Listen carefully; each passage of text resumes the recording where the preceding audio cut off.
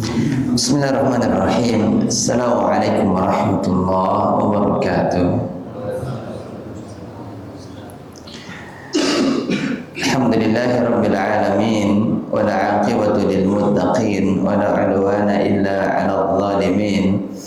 Wassalatu wassalamu ala asyrafil anbiya'i wal mursalin wa ala alihi wa ashabihi ajma'in. Amma ba'd. Ya ayyuhalladzina amanu taqullaha haqqa tuqatih wa la tamutunna illa wa antum muslimun. Allahumma bika asbahna wa bika amsayna wa bika nahya wa bika namutu wa ilaika nusyur. Ikhwatul iman wa akhwati fillah, kaum muslimin dan muslimat, para penuntut ilmu rahimani wa rahimakumullah.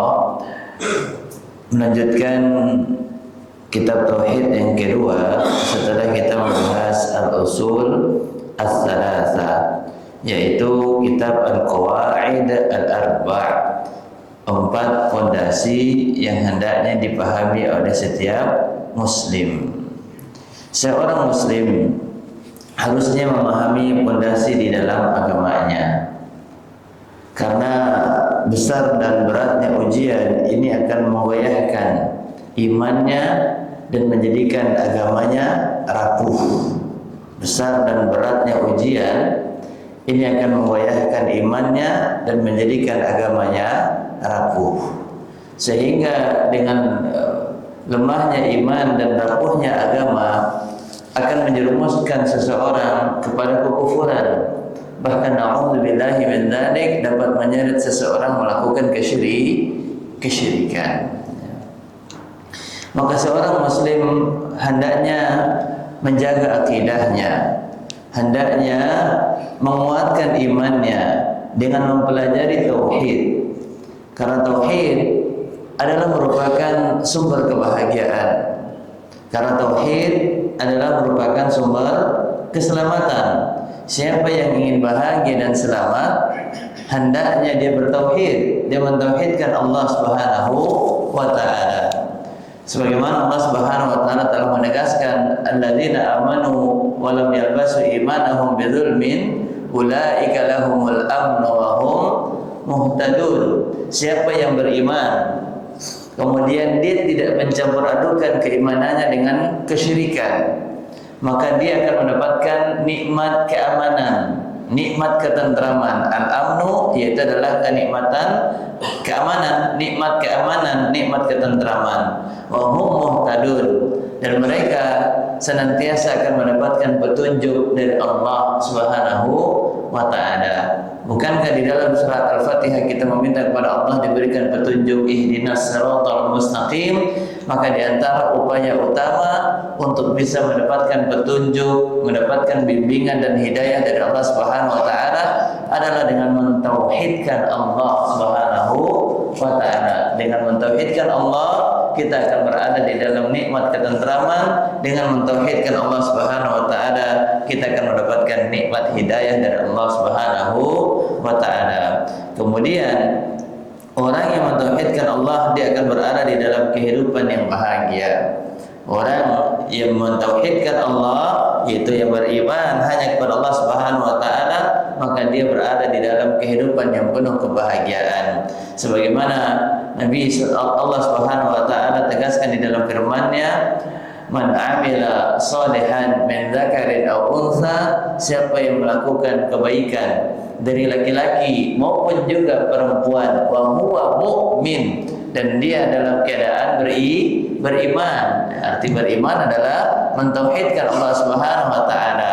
Falanuhyiyannahu hayatan thayyibah, maka balasannya, karunia yang diberikan oleh Allah adalah kehidupan yang baik. Falanuhyiyannahu hayatan thayyibah. Hayatan thayyibah, hayat kehidupan. Thayyibah adalah yang baik. Maka siapa keluarga yang ingin mendapatkan nikmat ketentraman, nikmat kebaikan untuk keluarganya di dunia dan di akhirat, maka hendaknya dia menguatkan imannya, menguatkan tauhidnya kepada Allah Subhanahu wa taala. Dan di antara upaya untuk menguatkan tauhid adalah dengan mempelajari ilmu agama, terlebih ilmu yang secara khusus membahas tentang bagaimana seorang hamba bertauhid dengan baik kepada Allah Subhanahu wa ta'ala. Dan di antara ilmu yang hendaknya kita pelajari di dalam menguatkan tauhid dan iman kita kepada Allah adalah kitab atau risalah saghirah ini, risalah yang sangat singkat dan kecil ini namun syarat akan faidah, yaitu kitab yang berjudul Al-Qawaid Al-Arba'. Al-Qawaid Al-Arba'. Al-Qawaid itu jamak daripada qaidah. Qaidah itu dalam bahasa Indonesia kaidah. Ya, kaidah. Al-Arba' artinya adalah yang 4. Jadi ada 4 kaidah yang kita lanjutkan setelah kita membahas 3 pondasi daripada kitab sebelumnya. Sebelumnya ada 3, sekarang kita tambah 4. Berarti total keseluruhannya ada 7 insyaallah. Ya, jadi kalau kita belajar bertahap insyaallah tidak terasa banyak dan insyaallah mudah. Insyaallah mudah. Apalagi mereka yang diinginkan oleh Allah Subhanahu wa taala baginya kebaikan, maka Allah akan mudahkan dia untuk memahami agama. Sebagaimana Nabi sallallahu alaihi wasallam menegaskan, "May yuridillahu bihi khairan yufaqihu fid din." Siapa yang diinginkan oleh Allah untuknya kebaikan, dan tentunya kita berharap kita termaksud dari hamba yang diinginkan kebaikan oleh Allah Subhanahu wa taala, maka Allah akan memberikan dia kemudahan untuk bisa memahami ilmu agama. Kita mulai muqaddimah daripada kitab ini. Penulis berdoa kepada Allah Subhanahu wa taala untuk yang membaca kitabnya. Lagi-lagi ini adalah merupakan adab yang mulia, akhlak yang santun yang diberikan oleh penulis. Apa itu?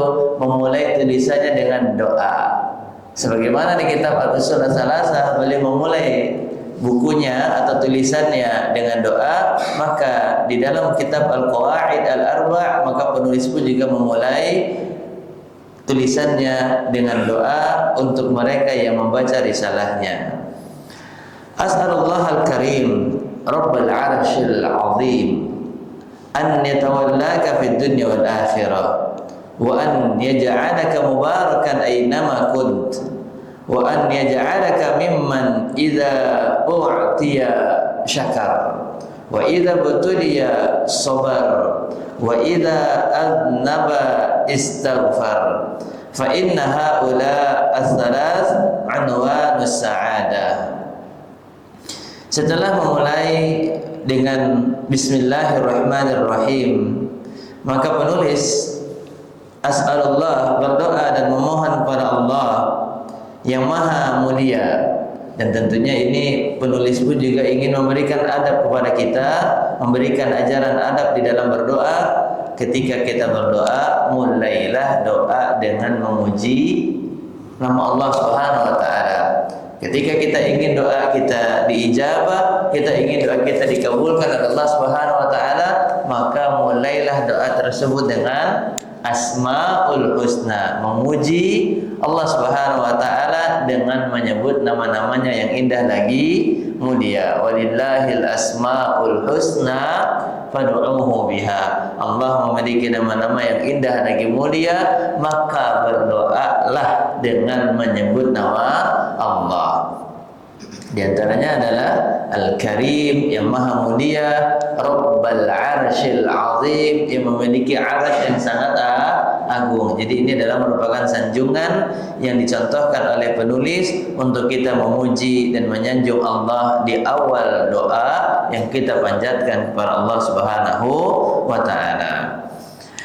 Aku memohon kepada Allah Azza wa Jalla yang maha Al-Karim yang mulia, Rabbal arshil azim, pemilik arsy yang agung, an yatawallaka fid dunya wal akhirah, untuk menolongmu di dalam urusan dunia dan akhirat. Jadi doa yang pertama yang disampaikan oleh penulis untuk pembacanya, untuk umat Islam yang mengambil faedah daripada kitabnya, agar Allah menolong urusannya di dunia dan di akhirat, karena pertolongan Allah sangatlah kita butuhkan di dua keadaan ini, yaitu tatkala kita hidup di dunia dan nanti tatkala kita hidup di akhirat.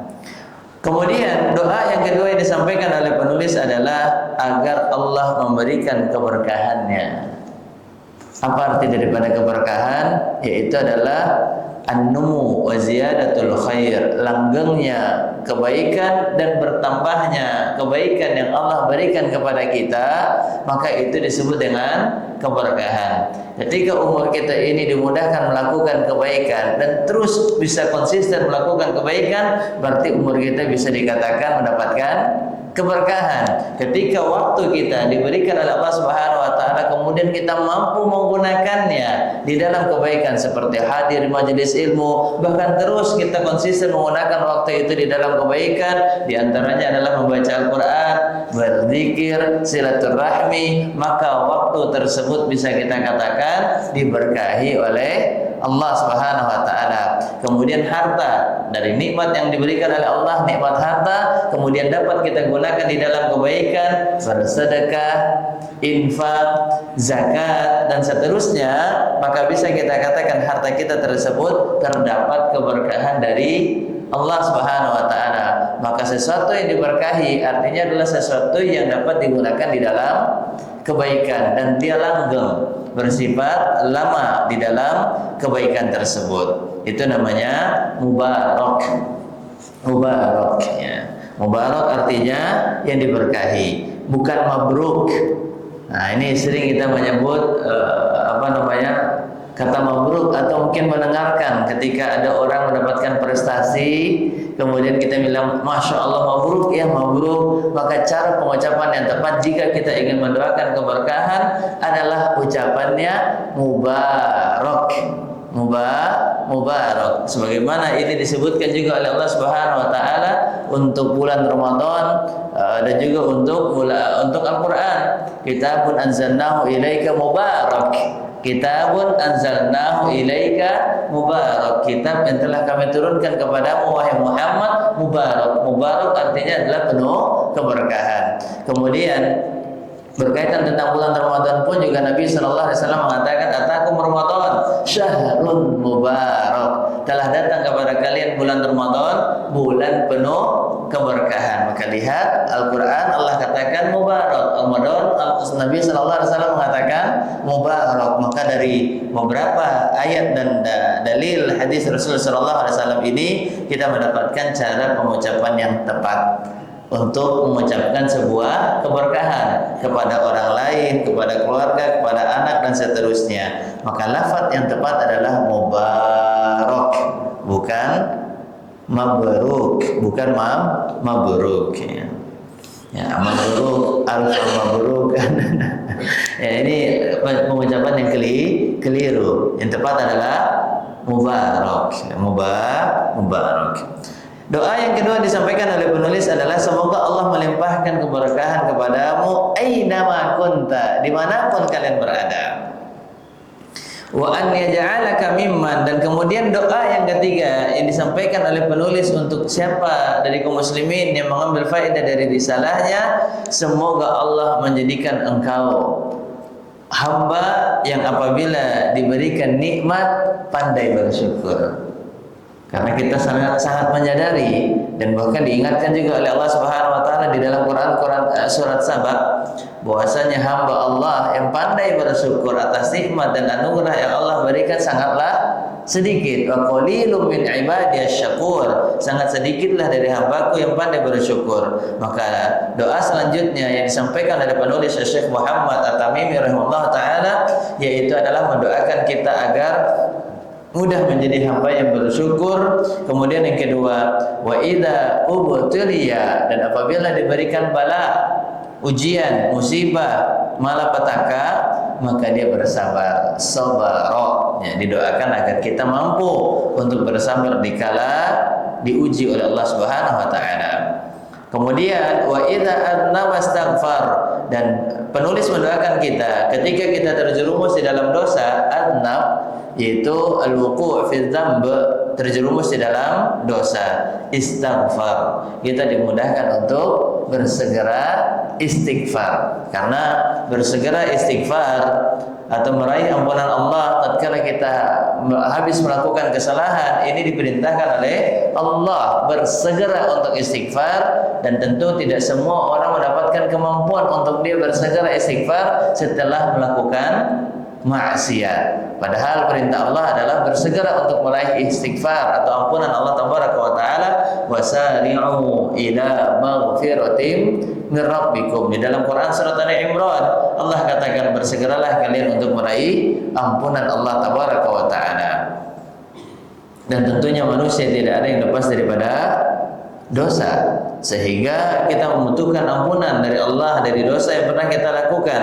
Dan penulis mendoakan kita semoga jikalau kita terjerumus di dalam dosa, melakukan maksiat, dimudahkan untuk bisa beristighfar, memohon ampunan. Fa inna haula ats-tsalat unwanus sa'adah. Sesungguhnya tiga perkara ini merupakan tanda-tanda kebahagiaan. Apa itu tanda kebahagiaan tadi? Mampu bersyukur jikalau mendapatkan nikmat, dimudahkan bersabar ketika mendapatkan ujian, dan dimudahkan untuk beristighfar ketika kita terjerumus di dalam dosa. Jadi ini kebahagiaan yang sebenarnya. Kebahagiaan yang sebenarnya adalah ketika kita dimudahkan di dalam kebaikan. Dan sekali lagi, tidak semua kebaikan itu adalah mudah.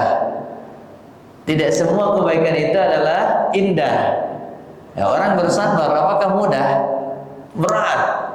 Ya. Kemudian apakah bersabar dikala mendapatkan ujian ini dianggap indah?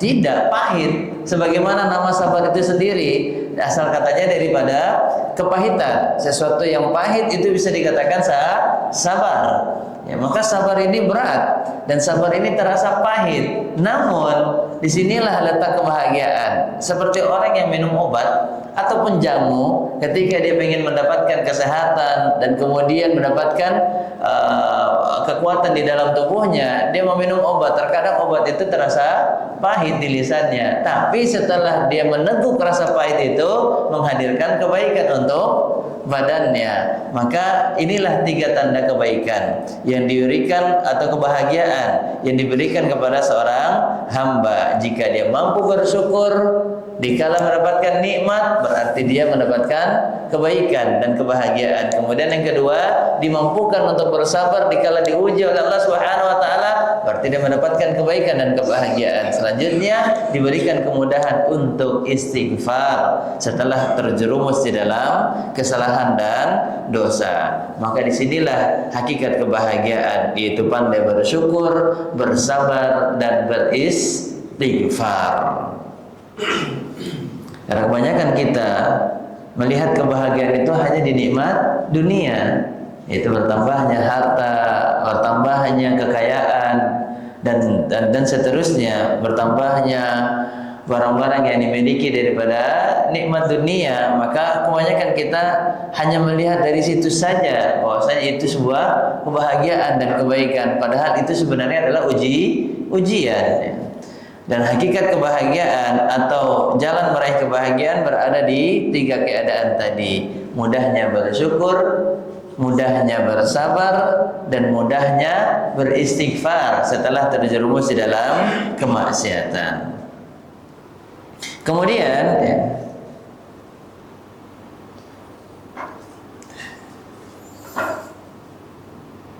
selanjutnya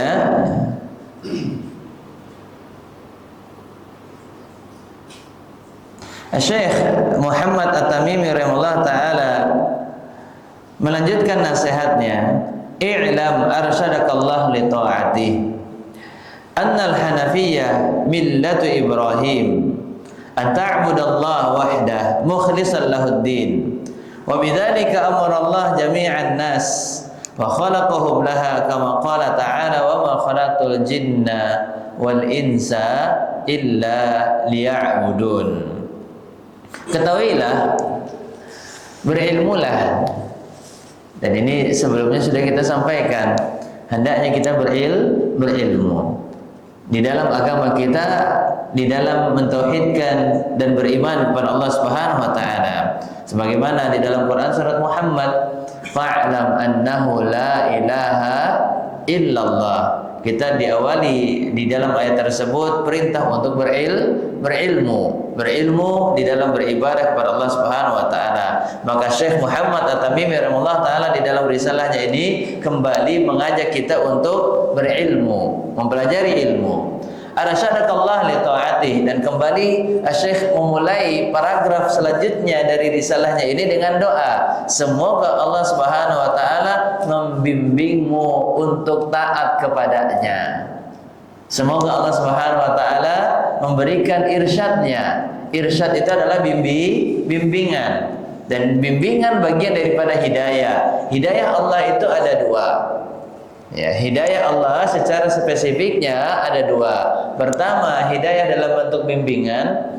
Kemudian yang kedua, hidayah dalam bentuk dimampukan, diberikan kemampuan untuk bisa menjalankan apa yang dia telah ketahui dari ilmu agama. Betapa banyak wanita muslimah tahu hukum jilbab adalah wajib, tetapi tidak mampu untuk bisa menggunakan jilbabnya. Betapa banyak umat Islam tahu bahwasanya sedekah atau zakat mal itu adalah wajib ketika dia sudah terpenuhi nisabnya, kemudian tercapai haulnya, tetapi enggan untuk dia mengeluarkan hartanya bersedekah di jalan Allah Subhanahu wa taala. Begitupun juga dengan ibadah salat, ibadah puasa. Betapa banyak kaum muslimin mengetahui hukumnya, tetapi tidak semua memiliki kemampuan untuk bisa melaksanakannya.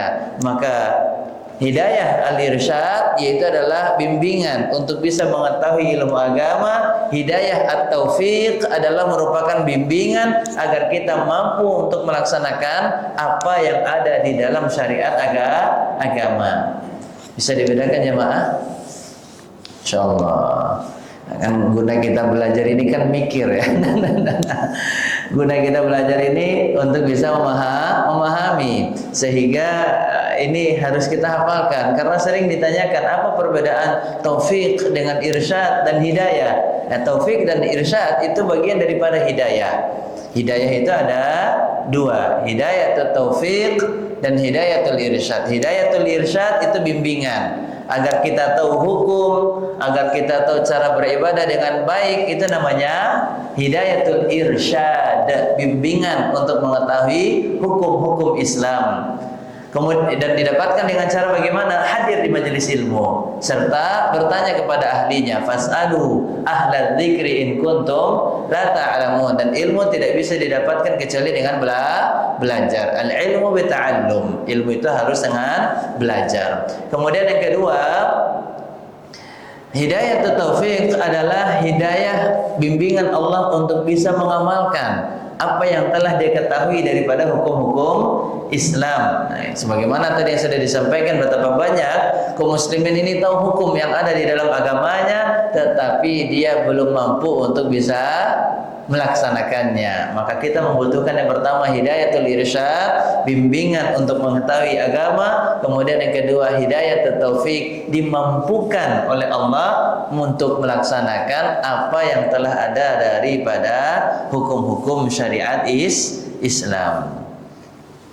Maka di sini Syekh Muhammad At-Tamimi rahimahullah taala mendoakan kita untuk bisa diberikan petunjuk oleh Allah untuk senantiasa taat kepada Allah Subhanahu wa taala. Ini doa yang sangat indah sekali. Semoga para orang tua bisa mendoakan anaknya dengan doa ini. Arsyadakallah li ta'atih. Arsyadakallah. Semoga Allah memberikanmu bimbingan li ta'atih, untuk mentaati Allah Subhanahu wa taala. Arsyadakallah li ta'atih. Arsyadakallah li ta'atih. Annal Hanafiyah, bahwasanya Hanafiyah adalah merupakan agama Nabi Ibrahim alaihi salatu wassalam. Apa itu Hanafiyah? Agamanya Nabi Ibrahim, yaitu beribadah hanya kepada Allah Subhanahu wa taala. Jadi agama yang mentauhidkan Allah adalah agamanya Nabi Ibrahim dan disebut dengan Hanafiyah.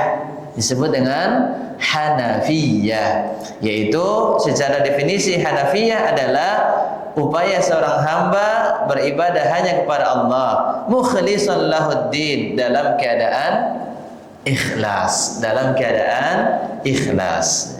Wa bidzalika, dan dengan itulah Allah Subhanahu wa taala memerintahkan seluruh manusia, dan dengan itulah Allah menciptakan manusia, yaitu untuk beribadah hanya kepada Allah Subhanahu wa taala. Ini dia yang sering kita ini tidak menyadari. Kita diakibatkan apa? Tidak memahami ilmu agama dan tidak mau hadir di dalam majelis yang mempelajari ilmu agama. Terlalaikan dengan dunia, sehingga dia memberanikan bermuamalah dengan apa? Riba, dengan maksiat, dikarenakan dia tidak tahu tentang hukum agamanya. Ustaz, kalau nggak bermuamalah dengan riba, nggak minjam uang di bank, nggak punya usaha, Ustaz. Subhanallah. Nanti anaknya makan apa? Kemudian pendidikan anaknya ke depannya bagaimana? Rumah nggak punya, kendaraan nggak terbeli, kalau nggak punya usaha yang diambil dari pinjaman bank. Subhanallah. Lihatlah, mereka yang berucap demikian adalah mereka yang secara tidak langsung telah menerangkan tentang bagaimana tingkat pemahaman mereka terhadap tauhid. Sekiranya mereka mentauhidkan Allah Subhanahu wa taala, mesti mereka tidak akan bermudah di dalam bermuamalah dengan hal-hal yang diharamkan oleh Allah Subhanahu wa taala. Dia akan senantiasa menjaga kesucian akidahnya dengan menjauhkan dirinya daripada maksiat kepada Allah Subhanahu wa taala. Karena kita diciptakan bukan untuk dunia. Kita diciptakan untuk bukan meraih kebahagiaan dunia. Kita diciptakan bukan untuk mendapatkan kekayaan dunia, tetapi kita diciptakan untuk perkara yang agung lagi mulia, yaitu untuk mentaati perintah Allah. Dan Allah tidak pernah memberikan perintah untuk bermuamalah dengan hal-hal yang diharamkan oleh Allah Subhanahu wa ta'ala. Kita diciptakan untuk perkara yang mulia, perkara yang agung, yaitu untuk mentauhidkan Allah, untuk beribadah hanya kepada Allah Subhanahu wa ta'ala, sebagaimana di dalam ayat yang sering kita dengar, bahkan sudah banyak kita menghafalkannya. Quran surat Az-Zariyat ayat 56, wa ma khalaqtul jinna wal insa illa liya'budun, dan tidaklah kami menciptakan jin dan juga manusia melainkan hanya beribadah kepada Allah Subhanahu wa taala. Dan Ibnu Katsir Allah taala menjelaskan di antara makna liya'budun, beribadah kepada Allah, yaitu liwahidun, mentauhidkan Allah Subhanahu wa taala. Nabi Ibrahim alaihi salatu wassalam memberikan pelajaran yang baik tentang apa? Tentang mentauhidkan Allah. Lihatlah para nabi. Mereka adalah orang yang paling banyak dan paling besar serta yang paling berat ujian hidupnya.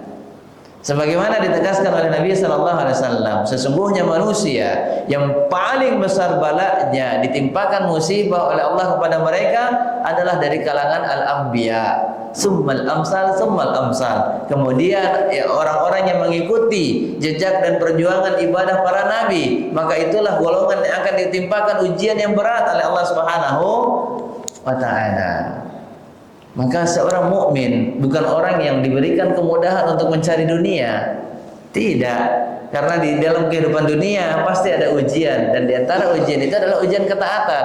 Maukah kita menjalani perintah Allah?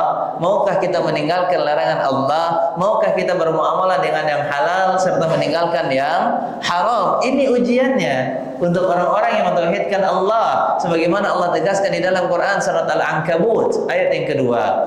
Ahasiban nas ayyutraku ayyaqulu amanna wa hum la yuftanun. Apakah manusia akan dibiarkan begitu saja mudah mengucapkan kami beriman, sedangkan mereka belum diberikan fitnah, belum ditimpa ujian, belum diberikan bala musibah oleh Allah Subhanahu wa taala. Maka ketika kita berikrar dengan lisan, dengan keyakinan bahwasanya kita ini adalah seorang mukmin ataupun mukminah, berarti kita sudah siap dengan konsekuensinya, yaitu mendapatkan ujian dari Allah Subhanahu wa taala. Dan ujiannya tadi, apakah kita akan taat dengan perintah Allah dan meninggalkan larangannya?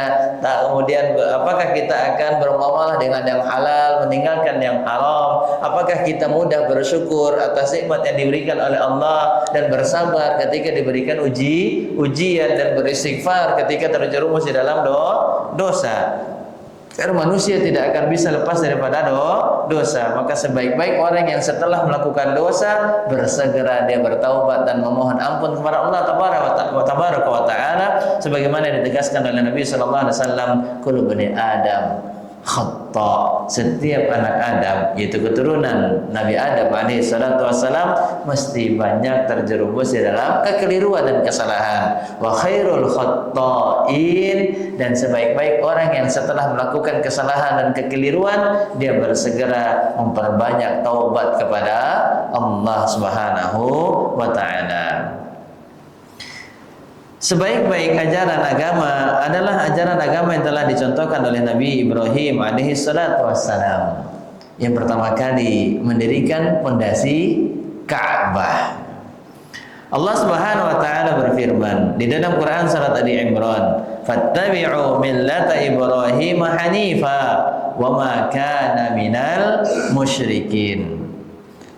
Katakanlah, benarlah apa yang difirmankan oleh Allah, yaitu ikutilah agama Nabi Ibrahim. Agama Nabi Ibrahim. Dan Nabi Muhammad SAW adalah yang mengajarkan agama yang telah dicontohkan oleh Nabi Ibrahim, yaitu mentauhidkan Allah dengan cara yang lurus, tidak menyimpang dan menyerong atau berpaling daripada petunjuk Allah Subhanahu wa taala. Hanif, Hanif artinya adalah yang lurus, dan sifatnya Hanafiyah tadi, yaitu agama yang lurus, agama yang hanya mengajarkan untuk beribadah kepada Allah Subhanahu wa taala secara ikhlas, tidak bercampur riya, tidak bercampur sum'ah di dalamnya. Wa makana minal musyrikin, dan Nabi Ibrahim alaihi salatu wassalam dia adalah merupakan orang yang betul-betul mentauhidkan Allah dan tidak melakukan kesyirikan. Wa makana minal musyrikin. Mengapa Allah Subhanahu wa taala mengulang penyebutan Nabi Ibrahim dan memerintahkan Rasulullah sallallahu alaihi wasallam untuk mengikuti ajarannya? Jadi Nabi Muhammad tidaklah memberikan contoh yang sebelumnya tidak ada keteladanan dari nabi-nabi sebelumnya. Nabi Muhammad tidaklah mengajarkan tentang beriman dan beragama, melainkan telah ada keteladanan daripada nabi-nabi sebelumnya. Dan di antaranya adalah Nabi Ibrahim alaihi salatu wassalam. Di antara alasannya, yang pertama adalah Nabi Ibrahim alaihi salatu wassalam adalah nenek moyang daripada Quraisy, dan juga bahkan nenek moyang daripada Nasrani dan Yahudi. Jadi sumber agama ya pada asalnya akan berporos kepada Nabi Ibrahim alaihi salatu wassalam. Semuanya sangat memuliakan Nabi Ibrahim. Sebagaimana yang kita ketahui, Nabi Ibrahim alaihi salatu wassalam memiliki nama anak yang bernama Ishaq dan Ismail. Di antara keturunan Nabi Ismail adalah Quraisy. Adapun di antara keturunan Nabi Ishaq adalah Nabi Yaqub, dan seluruhnya merupakan keturunan daripada Bani Israel, yaitu keturunan Nabi Yaqub alaihi salatu wassalam, sehingga semua berujung kepada Nabi Ibrahim alaihi salatu wassalam. Jadi Nasrani, Yahudi, bahkan umat Islam semuanya berporos di dalam beribadah kepada Allah, ajaran agamanya kepada Nabi Ibrahim alaihi salatu wassalam. Dan Nabi Ibrahim hanya mengajarkan satu di dalam beribadah kepada Allah, yaitu tauhid, mentauhidkan Allah tabaraka wa taala. Dan yang kedua, karena hakikat ajaran agama Nabi Ibrahim adalah mentauhidkan Allah dan menjauhkan diri daripada kesyirikan. Nabi Ibrahim tidak seperti Yahudi dan Nasrani yang saat ini, dan juga pelaku daripada kesyirikan sebagaimana Nabi Ibrahim dikatakan oleh Allah Tabaraka wa Ta'ala di dalam Quran surat Ali Imran ayat 67. Surat Ali Imran ayat 67.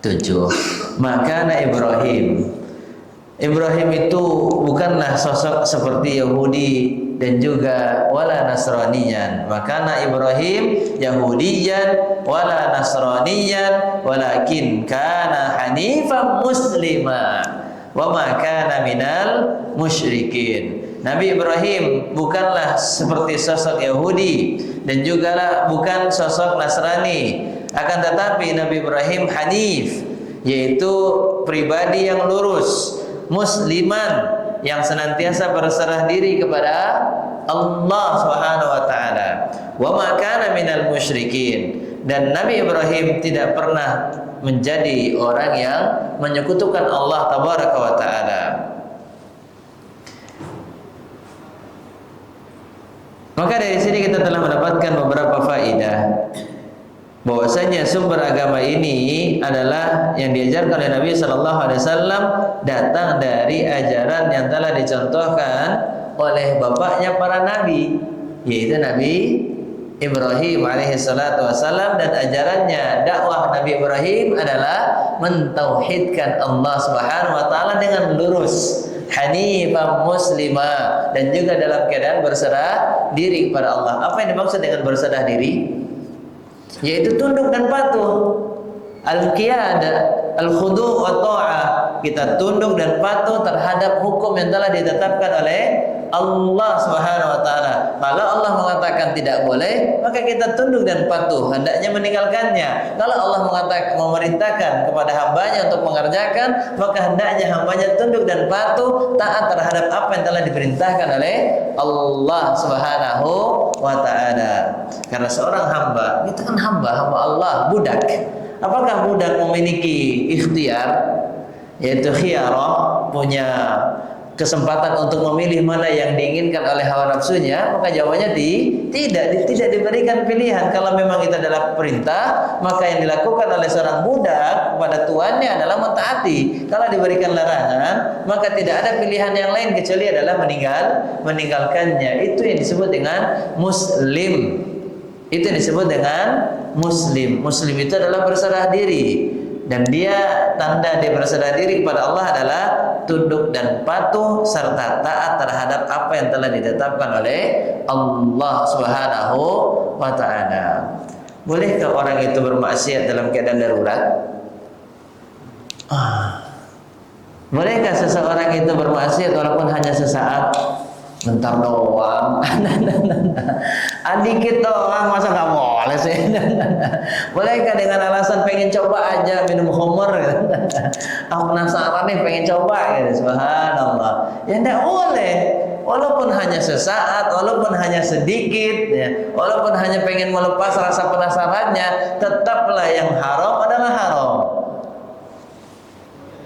Tidak ada alasan untuk membolehkan kita melaksanakan maksiat. Apakah orang yang kelaparan, kemudian dia tidak ada makanan yang lain kecuali hanya daging-daging yang haram, contohnya mohon maaf seperti khinzir, awil kilab atau al-kalb, itu seperti babi ataupun juga anjing. Ini kan binatang yang haram untuk seorang muslim memakannya. Apakah ketika dalam keadaan darurat, kelaparan, sebentar lagi dia akan mati kalau tidak makan, kemudian dia makan daging yang haram tersebut, itu dikatakan maksiat? Maksiat atau bukan, Pak?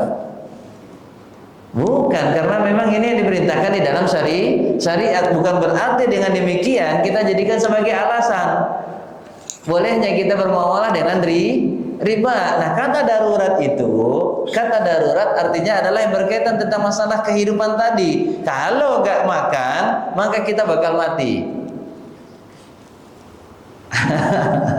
Nah, inilah yang harus kita pahami dari makna darurat. Makna darurat. Jadi darurat itu benar-benar yang sangat membahayakan keadaan kita. Kalau nggak kita makan daging yang haram tadi, bisa mempengaruhi kesehatan atau mungkin keselamatan badan kita, maka dalam keadaan seperti itu dikatakan boleh. Ya, dan ini memang yang diperintahkan dan diajarkan di dalam syariat Islam. Telah ada penjelasannya di dalam Al-Quran dan telah ada penjelasannya di dalam hadis-hadis Rasulullah Sallallahu Alaihi Wasallam. Di masa Nabi pun juga ada kebutuhan tentang masalah urusan dunia. Orang membangun rumah, orang pengen bertani, orang pengen berternak. Banyak juga urusan dunia di masa Nabi Sallallahu Alaihi Wasallam. Tetapi Nabi tidak pernah mengajarkan kepada umatnya untuk bermudah-mudah di dalam bermuamalah dengan yang haram. Riba adalah haram, tidak ada asal kata darurat di dalam bermuamalah dengan yang haram. Ya. Maka mari kita kuatkan lagi tauhid kita untuk bisa betul-betul bertawakal kepada Allah berkaitan tentang rezeki kita kepada Allah Subhanahu wa taala, karena buah manis daripada tauhid kuatnya tawakal. Ketika tawakal kita itu kuat kepada Allah Subhanahu wa taala, maka kita akan diberikan kemudahan dan disukupkan di dalam segala urusan dan kebutuhan kita, sebagaimana Allah Subhanahu wa taala telah janjikan di awal Quran surat At-Talaq. Di dalam Quran surat At-Talaq, "Wa may yatawakkal 'ala Allah fahuwa hasbuh." Bahkan yang sebelumnya kata Allah Subhanahu wa taala, buah manis daripada ketakwaan, "Wa may yattaqillah yaj'al lahu makhraja." Siapa yang bertakwa, bertakwa artinya adalah bertauhid, mentauhidkan Allah Subhanahu wa taala dengan cara menjalankan perintahnya dan meninggalkan larangannya, maka Allah akan memberikan dia solusi dari setiap problematika kehidupannya, dari setiap permasalahan yang ada di dalam kehidupannya, Allah akan berikan jalan keluar. Didapatkan dengan cara apa? Bertakwa, bukan dengan cara bermuamalah dengan yang haram, bermuamalah dengan hal-hal yang dibenci dan dimurkai oleh Allah Subhanahu wa taala. Maka cara untuk bisa mendapatkan jalan keluar serta rezeki yang datang dari arah yang tidak kita sangka-sangka adalah dengan bertakwa, mentauhidkan Allah Subhanahu wa taala. Wa may yattaqillah yaj'al lahu makhraja wa yarzuqhu min haitsu la yahtasib. Kemudian selanjutnya Syekh Muhammad At-Tamimi rahimahullah taala memberikan penjelasan. Fa idza 'arafta anna Allah khalaqaka li'ibadihi, ketika engkau betul-betul paham bahwasanya Allah menciptakanmu untuk beribadah hanya kepadanya. Ini yang harusnya juga kita terangkan kepada anak-anak kita. Anak-anak kita kalau tidak diterangkan tentang tauhid, dia pahamnya hidupnya ini hanya sekedar untuk bermain-main, bersanda gurau, untuk bercanda, untuk berfoya-foya, untuk melakukan hal-hal yang sia-sia. Maka anak kita pun juga hendaknya dipahamkan, dan ini adalah tugas utama orang tua, menjaga fitrahnya anak. Menjaga fitrahnya anak, karena anak ini terlahir di atas fitrah. Kullu mauludin yuladu 'alal fitrah. Anak ini terlahir di atas fitrah. Maka tugas utama orang tua hanya satu, yaitu apa? Menjaga fitrahnya. Dan fitrah anak itu adalah mentauhidkan Allah Subhanahu wa taala. Ketika orang tua mengabaikan untuk menjaga fitrahnya anak, itulah yang dapat merusak dan menghancurkan fitrah daripada anak kita. Makanya Nabi sallallahu alaihi wasallam mengatakan, fa abawahu yuhawidani au yunassirani au yumajjisani, dan kedua orang tuanya lah yang menjadikan anaknya itu bisa menjadi Yahudi, dan kedua orang tuanya lah yang menjadikan anaknya itu bisa menjadi Nasrani, bahkan kedua orang tuanya lah diantara sebab yang menjadikan anaknya itu menjadi Majusi. Ya, berarti apa ini? Rusaknya akidah dan hancurnya fitrah. Rusaknya akidah dan hancurnya fitrah, karena manusia tercipta di atas fitrah. Anak kita tercipta di atas tauhid. Maka orang tua hendaknya menjaga fitrah dengan cara mengajarkan ilmu agama. Fa'lam anna al-ibadah, dan ketahuilah bahwasanya ibadah tidaklah dikatakan itu merupakan ibadah illa ma'at tauhid, kecuali diiringi dengan tauhid. Ya. Ibadah itu betul-betul dikatakan ibadah jika terdapat tauhid. Terdapat tauhid. Karena kebaikan tidak ada tauhid, sebagaimana disebutkan di sini oleh penulis, anna shalah la tusamma salatan illa ma'at taharah. Salat itu tidaklah dikatakan betul-betul dia salat kecuali bersamanya at-taharah. Terdapat upaya untuk mensucikan diri, taharah, yaitu taharah baik dengan berwudu, atau dengan tayamum dikala tidak ada air, atau dengan mandi ketika memang kita berhadas besar, thaharah dari hadas asghar dan hadas akbar. Maka orang nggak bisa dikatakan sholat kalau dia tidak bersuci sebelumnya, walaupun bacaannya benar, walaupun gerakannya benar, walaupun dia menghadap ke kiblat arah yang benar, walaupun ya, dengan niat yang benar, tapi karena tidak diawali dengan thaharah bersuci, maka sholatnya batal, tidaklah sah. Karena min syuruti sihhatis shalah, di antara syarat sahnya salat adalah wujudut thaharah. Dia mulai salatnya dengan thaharah. At-thaharah miftahus shalah. Thaharah itu adalah merupakan kunci daripada ibadah salat. Ketika salatnya tidak diawali dengan thaharah, maka tidaklah dikatakan dia sedang salat. Fa idza dakhala syirku fil ibadah, apabila kesyirikan itu masuk di dalam pelaksanaan ibadah, fasadat, maka ibadah tersebut akan menjadi rusak. Menjadi rusak. Kal hadas, seperti hadas idza dakhala fi thaharah, seperti hadas yang dia masuk di dalam thaharah, seperti orang yang habis berwudu kemudian ternyata buang angin, maka buang angin ini dapat merusak wudunya sehingga dia harus berwudu lagi untuk melaksanakan salatnya. Maka syirik itu adalah merupakan perusak daripada akidah seorang muslim. Syirik adalah merupakan penghancur iman seorang muslim. Fa idza arafta anna syirka idza khalata al-ibadah afsadaha. Ketika engkau mengetahui bahwasanya kesyirikan apabila dia bercampur di dalam ibadah, maka dia akan merusak status daripada ibadah tersebut. Wa ahbatal amal, dan juga akan menghapus amal. Sebagaimana Allah katakan, walau asyraku lahabita, kalau sekiranya mereka melakukan kesyirikan, seluruh amalan mereka akan dihapus oleh Allah Subhanahu wa taala. Maka percuma kita salat kalau ternyata ada kesyirikan, percuma kita berzikir kalau ternyata ada kesyirikan, percuma kita bersedekah dengan jumlah harta yang banyak kalau ternyata di dalamnya terdapat kesyirikan. Oh, Ustaz, saya kan nyari harta dengan menggunakan babi ngepet. Tujuannya pengen berangkatin keluarga haji, Ustaz. Subhanallah. Kan kadang ada orang yang mencari harta dengan cara yang batil, tapi tujuannya adalah untuk kebaikan. Mencari harta dengan cara menggunakan sihir, dia pelet orang, dia santet orang biar dia bisa mendapatkan harta orang tersebut dengan tujuan bisa membahagiakan keluarganya. Ya, dia sengsarakan keluarga orang lain untuk membahagiakan keluarga diri sendiri. Maka ini adalah merupakan cara yang batil. Innallaha thayyibun la yaqbalu illa thayyiba. Ditegaskan di dalam hadis Nabi sallallahu alaihi wasallam, Allah ini maha baik, maha mulia, dan tidaklah Allah menerima amalan kecuali dari cara yang baik dan mulia. Wala innallaha thayyibun la yaqbalu illa thayyiba, dan Allah tidak menerima amalan kecuali dari cara yang baik lagi mulia. Maka cara yang baik dan mulia di dalam mencari nafkah yaitu adalah dengan mentauhidkan Allah Subhanahu wa taala. Karena ada orang yang ketika pengen mendapatkan harta dia melakukan kesyirikan. Apa itu? Datang ke dukun, orang yang tidak normal. Bukan paranormal, enggak normal. Gimana mau normal amalannya menyengsarakan dan menyulitkan. Subhanallah. Kemudian yang kedua, ketika terkandas di dalam dunia percintaan, dukun lagi. Ya, ketika cinta ditolak, subhanallah, dukun punya job.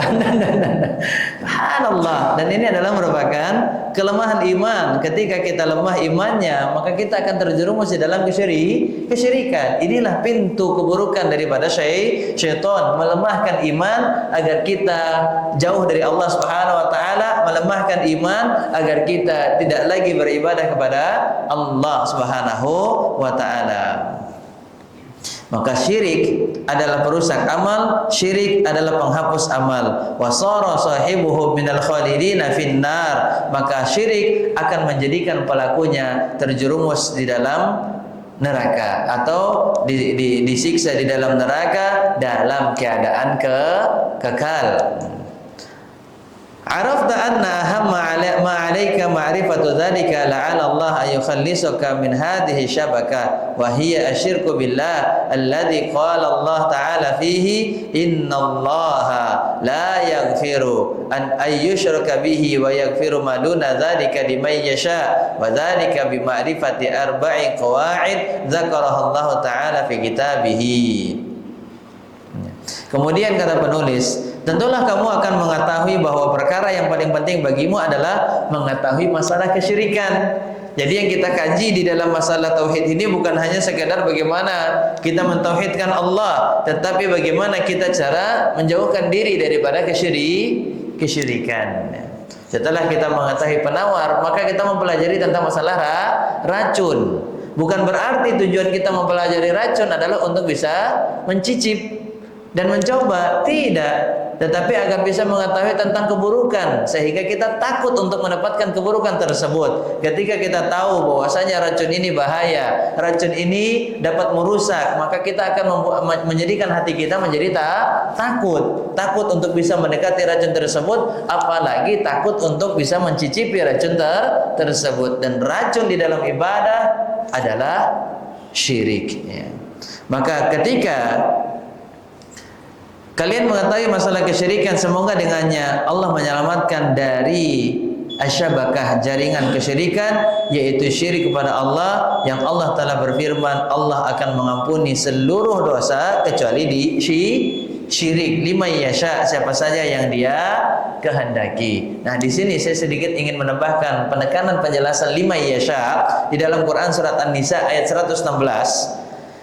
Allah mengampuni seluruh dosa kecuali syirik bagi yang Dia kehendaki. Liman yasha, bagi yang Dia kehendaki. Kalimat bagi yang Dia kehendaki ini menerangkan bahwasanya belum tentu, walaupun itu bukanlah dosa syirik, dia pasti diampuni oleh Allah Subhanahu wa taala. Sehingga pelajaran yang kita dapatkan dari ayat ini, jangan kita bermudah-mudah dan bergampang untuk melakukan kemaksiatan, sekalipun itu adalah merupakan dosa selain syirik. Oh, nggak apa-apalah zina, nggak apa-apalah minum khamar, nggak apa-apalah mencuri, nggak apa-apalah berdusta, subhanallah. Ya, walaupun ini bukanlah merupakan bagian kesyirikan, dosa syirik, karena syirik itu kan menyekutukan Allah. Zina bukan syirik, kemudian minum khamar bukan syirik, kemudian tidak berpuasa bukanlah syirik, tidak melaksanakan salat bukanlah syirik, kemudian tidak menggunakan jilbab untuk menutup auratnya para wanita bukanlah syirik. Sekalipun dosa ini bukanlah bagian daripada dosa syirik, tetaplah yang namanya status ampunannya berada di dalam kehendak Allah Subhanahu wa taala. Bisa jadi dia diampuni, bisa jadi dia tidak mendapatkan ampunan. Sekarang siapa yang memastikan kita mendapatkan ampunan Allah Subhanahu wa taala? Makanya Nabi sallallahu alaihi wasallam mengatakan, iyyakum wa muhaqqiratidz dzunub. Jauhkanlah diri kalian untuk menganggap remeh daripada dosa. Karena Nabi sallallahu alaihi wasallam pun juga memberikan gambaran, seorang mukmin melihat dosanya itu tidak seperti seorang kafir melihat dosa. Kalau orang kafir melihat dosa itu seperti melihat dzubab, melihat lalat yang terbang hinggap di hidungnya, kemudian dia hilangkan dengan mudah dengan tangannya. Ya, dia bisa menghindarkan dirinya dengan mudah. Itu orang kafir menganggap dosanya itu ringan. Tetapi seorang mukmin menganggap atau melihat dosanya seperti seolah-olah ada batu besar yang akan jatuh menggelinding dan menimpa dirinya yang ada di bawah. Ya. Maka seorang mukmin harus melihat dosa itu dengan perkara yang sangat besar dan berat, karena dosa ini tentu memiliki konsekuensi. Dosa ini memiliki balasan hukuman. Sebagaimana Nabi sallallahu alaihi wasallam mengatakan, innal abda la yuhramu rizqa bidzanbi yusibu. Sesungguhnya seorang hamba akan terhalang mendapatkan rezeki diakibatkan dosa yang telah dia kerjakan. Maka di antara rezeki yang kita perlukan adalah rezeki keimanan, bukan hanya rezeki harta, tapi rezeki keimanan. Ini bagian daripada rezeki Allah. Islam bagian daripada rezeki Allah Subhanahu wa taala. Kemudian ketenangan dan ketentraman ini juga bagian daripada rezeki Allah. Betapa banyak orang memiliki dunia dengan harta yang sangat banyak dan melimpah, rumah yang sangat mewah, tetapi tidak ada ketentangan dan ketentraman di dalam hatinya. Karena apa? Karena dia tidak memiliki rezeki tersebut yang diberikan oleh Allah. Dan ketentraman dan ketenangan jiwa itu didapatkan dengan tauhid, dengan mentauhidkan Allah dan menjauhkan diri daripada kesyirikan. Maka inilah yang mungkin kita bisa pelajari sebagai muqaddimah daripada kitab Al-Qawaid Al-Arba, yaitu 4 pondasi yang hendaknya dipahami oleh seorang muslim di dalam mentauhidkan Allah dan menjauhkan dirinya dari menyekutukan Allah Subhanahu wa taala. Nah, apa saja pondasinya? Nah, kita akan masuk nanti di pekan atau di pertemuan selanjutnya di 29 hari yang akan datang. Karena kan kita belajar sebulan sekali insya Allah. Jadi kita akan mempelajari 4 pondasi, tetapi ini baru muqaddimah yang disampaikan oleh penulis. Walaupun muqaddimah, tetapi sudah banyak kita mendapatkan faidah. Wallahu taala a'lam. Sallallahu ala nabiyina Muhammadin wa ala alihi washabbihi wasallam. Wa akhiru da'wana alhamdulillahi rabbil alamin. Fadhil jemaah, jika ada yang mau ditanyakan, kita buka sisa waktu yang ada, kurang lebih 3 sampai 5 menit untuk sesi tanya jawab. Barakallahu fiikum.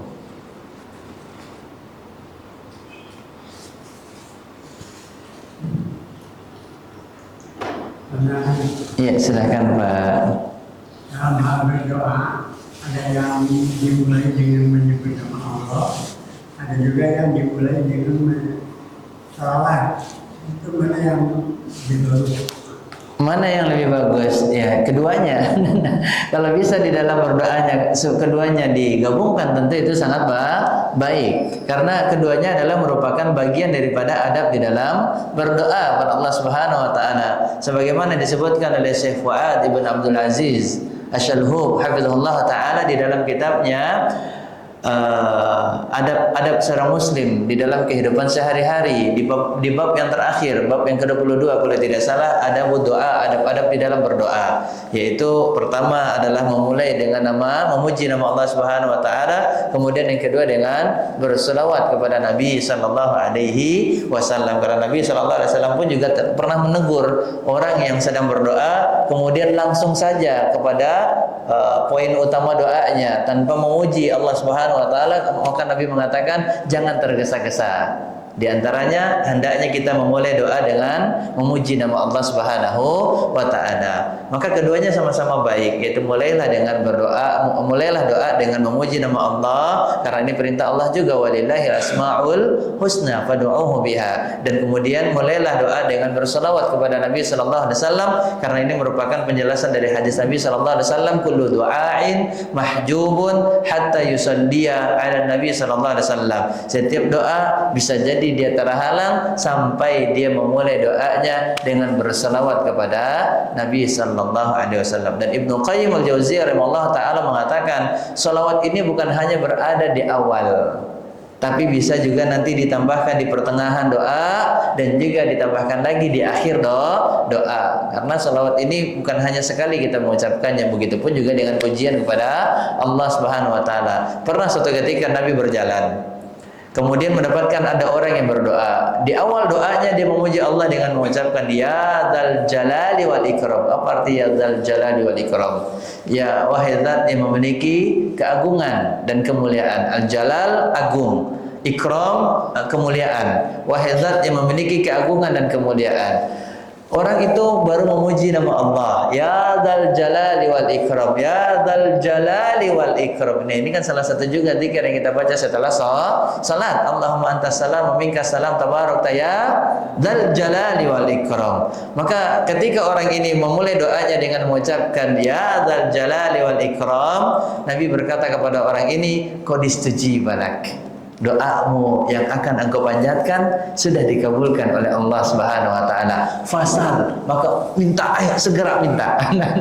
Dan ini sebagai kabar gembira di dalam berdoa, bahwasanya doa ketika kita memulai dengan adab-adabnya, maka besar kemungkinan doa yang kita panjatkan akan diijabah dan dikabulkan oleh Allah Subhanahu wa taala. Dan diantaranya adalah memuji Allah dengan menyebutkan nama-namanya yang indah lagi mulia. Kemudian yang kedua, bersalawat kepada Nabi Muhammad sallallahu alaihi wasallam. Dan sebaik-baik salawat yang kita baca adalah salawat Ibrahimiyah, salawat yang kita baca di dalam salat kita. Allahumma salli ala Muhammad wa ala ali Muhammad kama sallaita ala Ibrahim wa ala ali Ibrahim, dan seterusnya sampai innaka Hamidum Majid. Wallahu taala a'lam. Baik, yang lain terakhir ada? Cukup ya yang bisa kita pelajari pada kesempatan pagi hari ini. Semoga menjadi ilmu yang bermanfaat. Semoga yang telah kita pelajari dimudahkan untuk bisa kita amalkan dan kita dakwahkan kepada keluarga. Semoga Allah Subhanahu wa taala senantiasa menguatkan akidah dan tauhid kita sehingga diwafatkan dalam keadaan husnul khatimah. Aqulu ma tasma'un, subhanakallahumma wa bihamdik, asyhadu an la ilaha illa anta, astaghfiruka wa atubu ilaik. Jazakumullahu khairan. Assalamualaikum warahmatullahi wabarakatuh.